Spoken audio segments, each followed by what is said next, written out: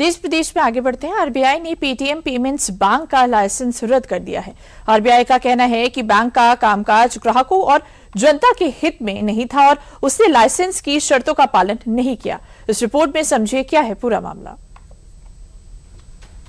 Digital payment की दुनिया में शनिवार को अचानक उस वक्त हलचल मच गई जब भारतीय रिजर्व बैंक ने पेटीएम पेमेंट्स बैंक पर बड़ा प्रहार करते हुए उसका लाइसेंस रद्द कर दिया। इस कार्रवाई ने लाखों यूजर्स को चौंका दिया। आरबीआई ने पेटीएम पेमेंट्स बैंक पर यह कड़ा कदम क्यों उठाया और किन कारणों से बैंकिंग कारोबार पर रोक लगाई गई, आइए पहले इसे समझते हैं।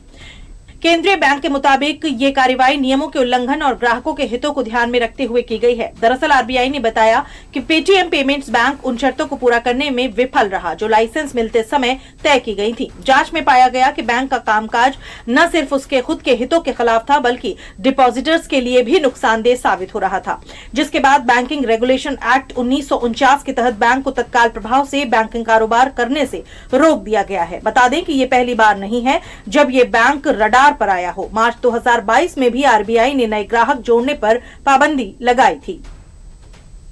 आरबीआई के इस फैसले के बाद सबसे ज्यादा चिंता उन लोगों को है जिनका पैसा बैंक में जमा है या जो रोजमर्रा के भुगतान के लिए पेटीएम का इस्तेमाल करते हैं, लेकिन घबराने की जरूरत नहीं है। आपका पूरा पैसा पूरी तरह से सुरक्षित है। आरबीआई ने खुद इसकी पुष्टि की है कि पेटीएम पेमेंट्स बैंक के पास पर्याप्त नकदी मौजूद है जिससे वो अपने सभी जमाकर्ताओं का पूरा पैसा वापस कर सकता है।